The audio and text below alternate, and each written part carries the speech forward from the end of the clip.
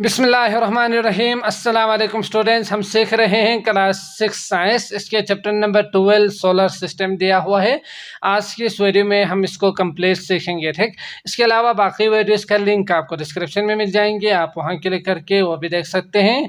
शुरू करते हैं। आपके पास पहला टॉपिक है वो है प्लैनेट्स। तो प्लैनेट्स क्या होते हैं, मतलब जो सैयारा है उसे उर्दू में सैयारा कहा जाता है। तो ये जो प्लैनेट्स है वो क्या होते हैं, तो हमारी जो कायनात है उसमें अगर आप देखेंगे तो बहुत सारे स्टार्स होते हैं जिसकी अपनी रोशनी होती है ना। तो इन स्टार्स के इर्द गिर्द बड़े जो साइज के जो ऑब्जेक्ट्स है, चीज़ें हैं, वो इस तरह से अगर ऑर्बिट में गर्दिश कर रहे हो स्टार के इर्द गिर्द, तो इन ऑब्जेक्ट्स को, इन बड़े साइज के जो चीज़ें हैं, इनको कहा जाता है प्लैनेट। समझ गए। तो अगर आप हमारे जो सोलर सिस्टम है यानी सूरज के गिर्द चक्कर लगाने वाली जो चीज़ें हैं उनमें अगर आप देखेंगे तो जो बड़े साइज के जो ऑब्जेक्ट्स आपको मिलेंगे उनकी तादाद है आपके पास 8। समझ गए। तो ये जो 8 है इनका नाम क्या है आप देख सकते हैं। सूरज के जो करीब है इसको कहा जाता है मरकरी। इसके बाद अगला वाला जो प्लैनेट है इसे वेनस कहा जाता है। इसके बाद अगला वाला अर्थ, इसके बाद मार्स, इसके बाद जुपिटर, इसके बाद सैटर्न, इसके बाद यूरेनस और लास्ट में नेपच्यून आपको नजर आ रहे हैं। तो ये 8 प्लैनेट जो है ना ये हमारे सूरज के गिर्द इस तरह से चक्कर लगा रहे हैं। और इसके अलावा भी बहुत सारे ऑब्जेक्ट्स, बहुत सारी चीज़ें इस तरह से चक्कर लगा रहे हैं जो क्या है वो हम आगे सीखेंगे, जिनमें प्लूटो भी शामिल है। तो प्लूटो एक ड्वार्फ प्लैनेट है, वो भी हम आगे सीखेंगे, ठीक। तो ये जो पहला 4 जो आपको नज़र आ रहे हैं, मरकरी, वेनस, अर्थ और मार्स, तो ये चट्टानों से मिलकर बने हुए हैं, रॉक से मिलकर बने हुए हैं।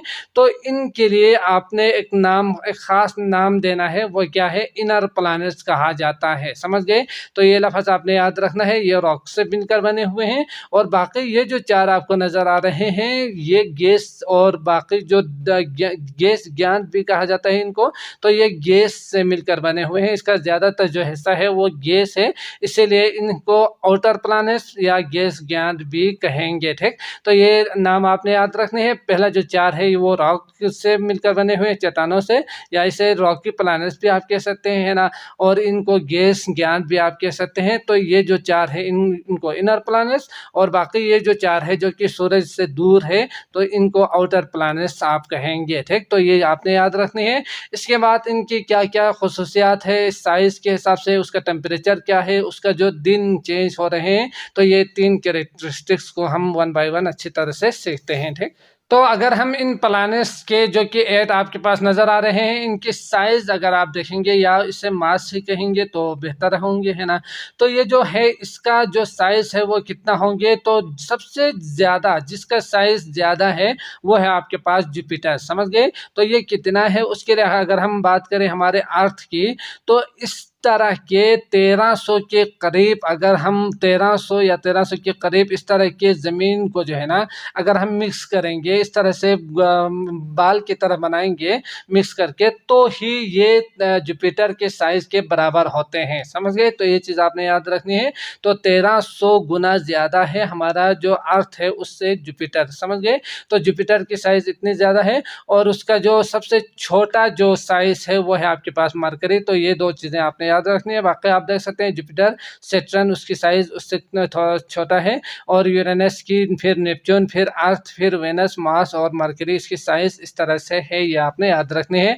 इसके बाद अगर हम टेम्परेचर की बात करें तो यहाँ पे आप देख सकते हैं जो वेनस है ना, जो कि आपको यहाँ पे नज़र आएंगे, तो ये देख सकते हैं वेनस जो है उसका वो सरफेस पर, उसके जो सरफेस है, सतह है, वहाँ पे अगर हम जाएंगे तो उस वहाँ पे जो हॉटर या कोल्डेस्ट कहा जाता है टेम्परेचर को, है ना, तो कितना हॉट है या कितना कोल्ड है वो आपने यहाँ से समझना है कि ये जो वेनस है उसको अगर आप देखेंगे तो ये 500 यानी ये 400 से 500 के बीच में उसका टेम्परेचर है। समझ गए। तो इसका मतलब क्या है, ये बहुत ज़्यादा गर्म होती है ये जो प्लैनेट है वेनस, टेम्परेचर के हिसाब से देखेंगे तो। और अगर हम बात करें अर्थ की, तो आप जानते ही है कि हमारा जो अर्थ है ना उसका टेम्परेचर 100 और 0 के बीच में ही होते हैं। इसका एवरेज जो टेम्परेचर है वो यकीनन 30-40 तक होते हैं, बहुत ज़्यादा गर्म हो तो 50-60 तक चले जाते हैं। तो इसी तरह से आपने याद रखना है, सबसे जो गर्म जो सतह है वो है आपके पास वेनस। और अगर आप देखेंगे तो यहाँ से ये जो लास्ट में दिया हुआ है, ये जो नेपच्यून है, इसकी अगर हम सरफेस की बात करें तो इसका जो सरफेस है वो कितना होंगे, -200, यानी बहुत ज़्यादा ठंड होंगे उसका सरफेस, समझ गए। तो ये प्लैनेट्स, इसका जो टेम्परेचर है वो आप यहाँ पे देख सकते हैं। तो इन दोनों को और अर्थ को आपने याद रखना है, बाकी आप 1 बाय 1 समझ सकते हैं कि इनके बीच में कितना टेम्परेचर, उसका सतह का जो टेम्परेचर है वो कितना है, ठीक। तो इनको याद रखने के लिए जो कि यहाँ पे एक सेंटेंस भी दिया हुआ है, इस तरह से आप इनके नाम को याद रख सकते हैं।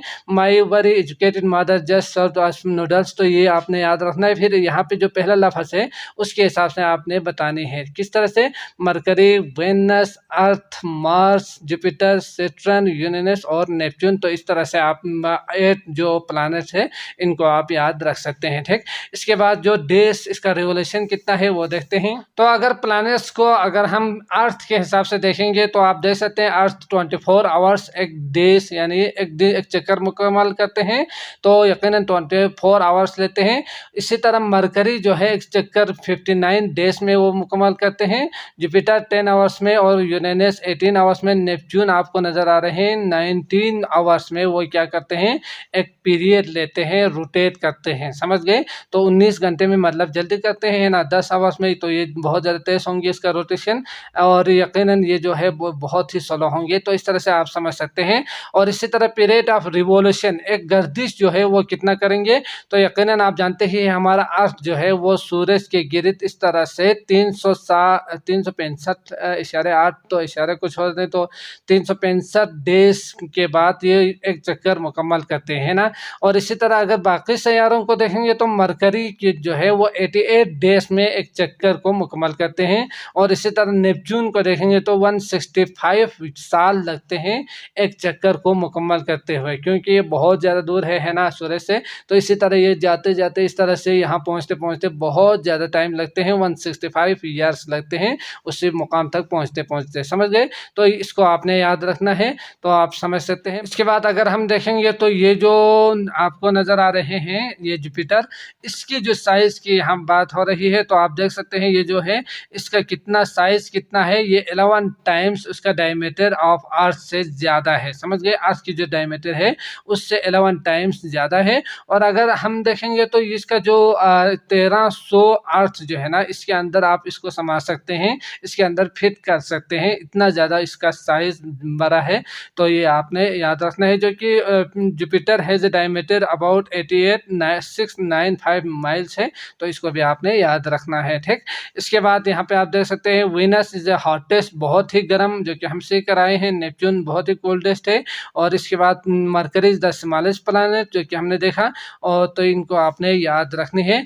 इसके बाद प्लैनेट्स और ड्वार्फ प्लैनेट्स क्या है, इनके दरमियान क्या फ़र्क है वो समझते हैं। प्लैनेट्स एंड ड्वार्फ प्लैनेट्स क्या होते हैं, तो इसको अच्छी तरह से समझते हैं। तो सबसे पहले प्लैनेट्स आप जानते ही हैं कि जो प्लैनेट्स है ना वो क्या होते हैं, वो सन के गिर्द या जो स्टार्स है उसके अराउंड में इस तरह से रिवॉल्व कर रहे हो, तो उसे ही हम प्लैनेट्स कहेंगे। तो जैसे कि आप जानते ही हैं कि 2005 तक जो है ना, वो जो प्लूटो है एक ऑब्जेक्ट है जिसको भी हमने प्लैनेट्स नाम दिया हुआ था, यानी ये प्लैनेट्स है, ठीक।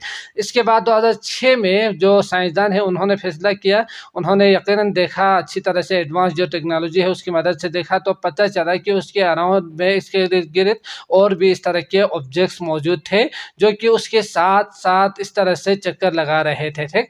तो ये चीज़ आपने समझनी है कि प्लैनेट और ड्वार्फ प्लैनेट में क्या फ़र्क है। तो इसके बाद उन्होंने फैसला किया कि प्लैनेट होने के लिए 3 शराइत का होना ज़रूरी है। अगर ये 3 क्राइटेरियाज हो तो वो प्लैनेट्स होंगे, अगर वो ये 3 क्राइटेरियाज नहीं हो तो वो प्लैनेट्स नहीं होंगे, ठीक।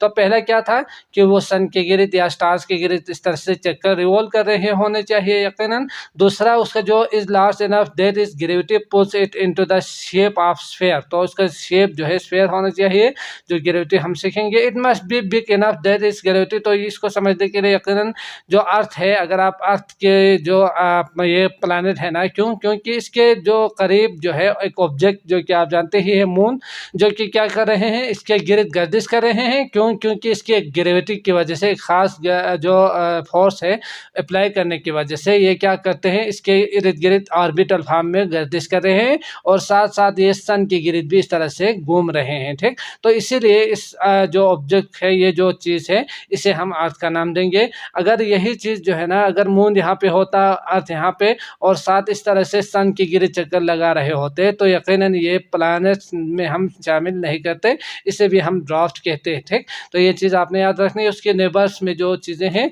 वो भी इसकी ग्रेविटी की वजह से ऑर्बिटल अराउंड में होना चाहिए, तब जाके ये प्लैनेट्स होंगे। तो यकीनन अर्थ प्लैनेट है, क्योंकि इसका जो नेबर जो मून है वो भी ऑर्बिटल फॉर्म में है। ठीक, तो अगर हम बात करें जो ड्वार्फ प्लैनेट की, तो इसके लिए यकीनन ये भी क्या होंगे, सन के गिर्द गर्दिश कर रहे हैं इस तरह से।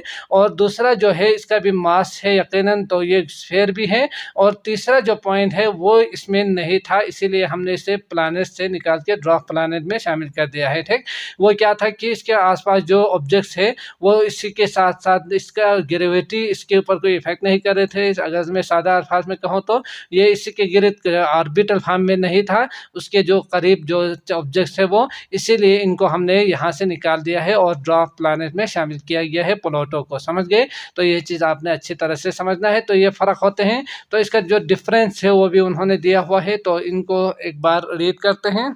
तो डिफरेंस जो है, planets it must be orbit a star for example sun की गिर्द इस तरह से ऑर्बिट फॉर्म में होनी चाहिए। It must have enough mass to assume the spherical shape में होनी चाहिए, तब जाके वो उसका मास होंगे और ग्रेविटी उससे पुल करके अपने मदार में रहने देंगे, है ना। और इसी तरह it has sufficient mass for its gravity to overcome होनी चाहिए। यकीनन उसका जो फोर्स अप्लाई करने के बाद उसके जो नेबर है, जैसे कि हमने अर्थ में देखा मून को क्या कर रहे थे, यकीनन ग्रेविटी की मदद से वो अपने मदार में इस तरह से घूमने पे मजबूर कर रहे थे, था, है ना।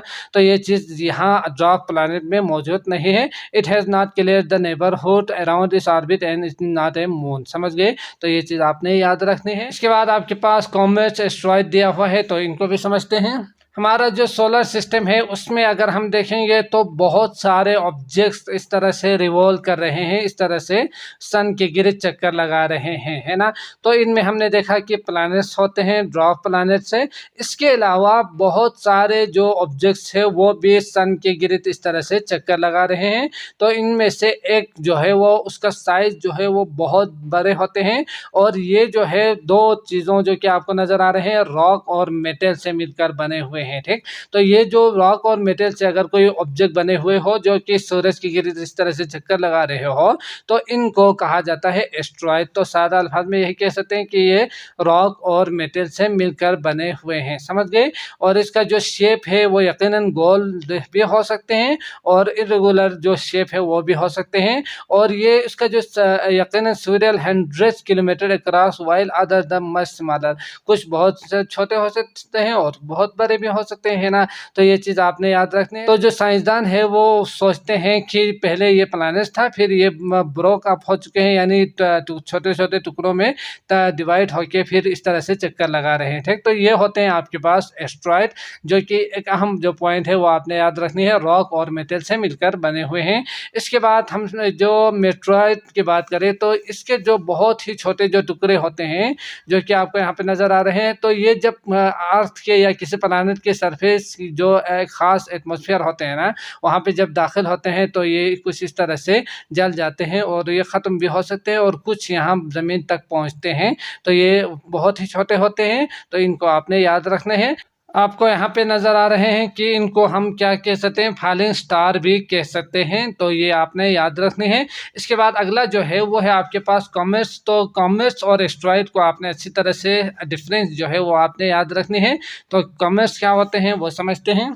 तो अगर हम बात करें कॉमेट्स की, तो यकीनन हमने पहले में देखा कि रॉकी और जो मटेरियल से मिलकर बने हुए थे। अब ये जो है इसके साथ साथ इसके अंदर जो है ना वो दो मज़ीद चीज़ें इसमें शामिल है जो कि आपने याद रखनी है। वो क्या है? पहली चीज़ आपने याद रखनी है कि ये गैसेस और आइस इसमें शामिल है। समझ गए? तो यकीनी बात है जब ये किसी गर्म चीज़ के करीब आएंगे तो ये पिघल के फिर वो गैस के फॉर्म में आगे ट्रांसफ़र होंगे ना। तो ये इस तरह की जो ऑब्जेक्ट हैं जो सूरज के जब करीब आते हैं तो यकीनन ये पिघलेंगे, पिघलने के बाद गैस के फॉर्म में होंगे। तो ये करीब आते आते बहुत ज़्यादा यहाँ से जो आइस और गैसेस है वो इस तरह से छोड़ के आपको इस तरह से नज़र आएंगे। तो ये होते हैं आपके पास कॉमेट्स, समझ गए। तो इसमें दो डिफरेंस याद रखेंगे तो वाकई आप समझ सकते हो कि ये जो है वो आइस और गैस इसमें शामिल है, जबकि जो एस्ट्रॉयड है उसमें ये चीज़ें शामिल नहीं है। ठीक, तो ये हेलिस कॉमेट्स जो कि यहाँ पे आपको नज़र आ रहे हैं, तो ये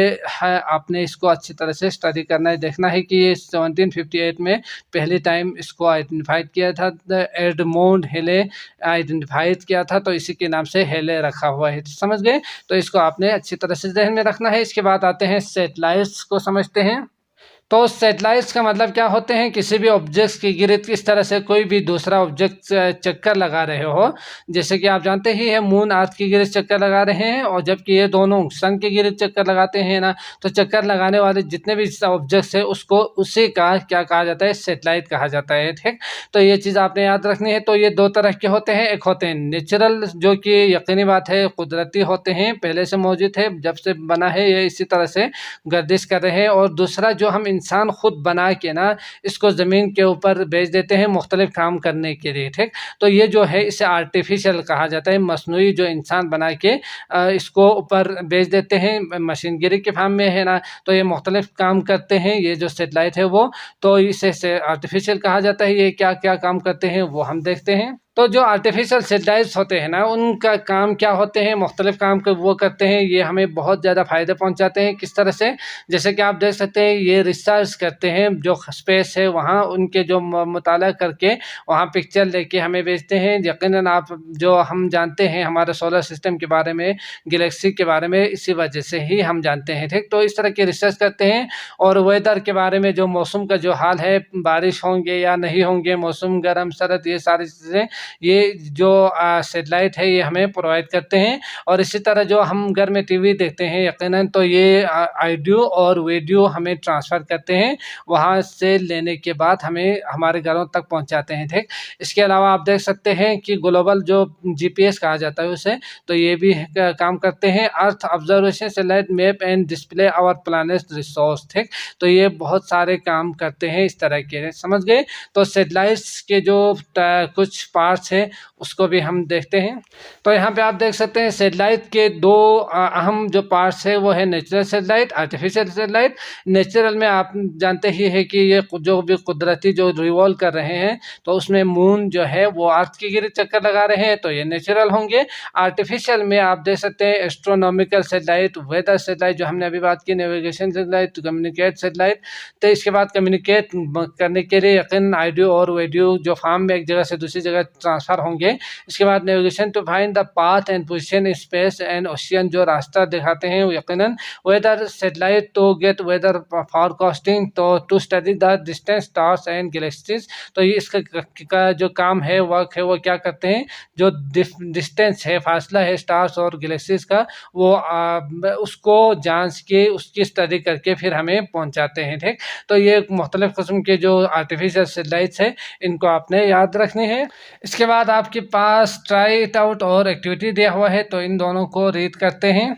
investigate how artificial satellite have improved our knowledge about space and are used for space research. तो ये किस तरह से करते हैं, क्या क्या काम करते हैं, रिसर्च किस तरह से करते हैं। तो यकीनन आप जानते ही है कि ये जो आर्टिफिशियल जो चीज़ें हैं वो उसकी मदद से हम कैमरा यूज़ करके या मुख्तलिफ जो चीज़ें यूज़ करके, जैसे कि हार्डनेस कूलनेस को पता करने हो, तो इस तरह की जो चीज़ें यूज़ करके हम वहाँ पे रिसर्च कर सकते हैं। और मुख्तलिफ किस्म की जो इल्म है वो वहाँ से हासिल करके हम उसके बारे में स्टडी करते रहते हैं। जैसे कि आजकल जो यूनिवर्स है उसके बारे में हम जानते ही इसीलिए है क्योंकि इस तरह की जो चीज़ें हैं वो हमने वहाँ जो स्पेस है वहाँ खला पे भेज दिया है, इसीलिए। ठीक, NASA and many space research organisation have send many artificial satellite and improve our knowledge about space के बारे में जो इल्म है वो हासिल करने के लिए जो नासा है, जो एक इदारा होते हैं जो क्या करते हैं, स्पेस का जायज़ा लेते हैं। तो ये इदारा, उन्होंने बहुत से आर्टिफिशियल सैटेलाइट को खला में भेज के इस तरह की मालूमात फराहम की है। ठीक,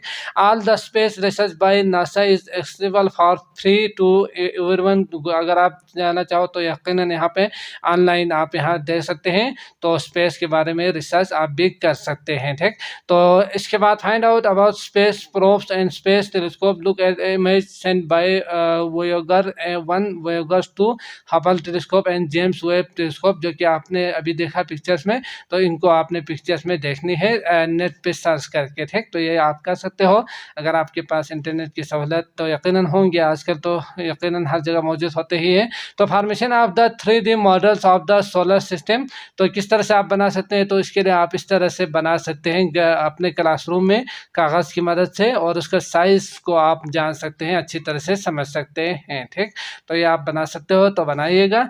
तो मैं उम्मीद करता हूँ आपको अच्छी तरह से समझ में आ चुका होगा। अगर आए हैं तो लाइक करके जाइएगा। अगले वीडियो आपको डिस्क्रिप्शन में लिंक मिल जाएंगे, आप वहाँ क्लिक करके वो भी देख सकते हैं। मुझे इजाज़त दीजिएगा। अल्लाह निगहबान।